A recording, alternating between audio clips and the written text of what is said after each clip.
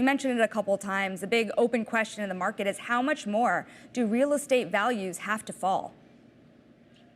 So I think real estate values are bottoming here. It's not a V in terms of recovery, but there are some positive signs. I would note we still will see troubled assets that were financed in a different period of time. They're going to emerge over the next couple of years, particularly in the office sector.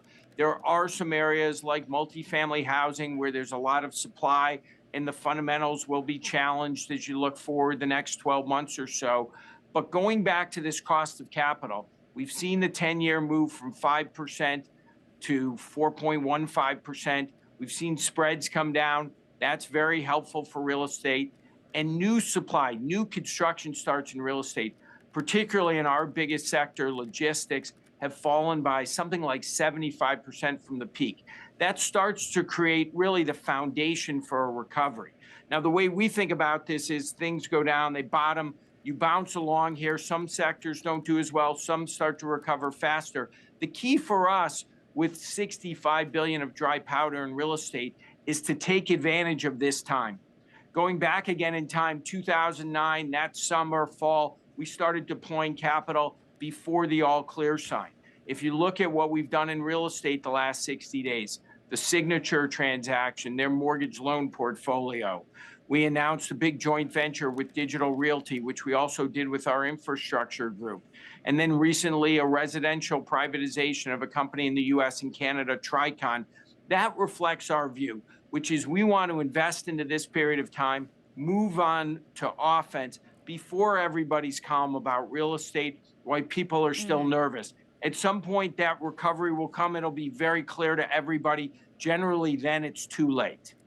What about the cost of housing here, owning homes, rentals in America in an election year where even if inflation is cooling, you're still looking at Americans face housing costs that many are calling now an affordability crisis? Do you have any jitters about the sector given the politicization of it? Well, I would say at its core, the problem we have in housing in America is supply. If you look at the data, we are building in 2023, we built basically the same number of homes as we did in 1960, when the population of the US was about half. And we really haven't gotten new supply restarted in a meaningful way since the financial crisis. And that has created a real imbalance. And so I do think there should be more emphasis on how we can make it more affordable, particularly on zoning, property taxes, in some places, creating tax incentives to create more supply. This company I mentioned that we've committed to acquire is building $1 billion of homes here in the US right now, another couple $1 billion in Canada, where they have an even more acute housing shortage. I do think it's a sector where more capital has to come. There has to be more building.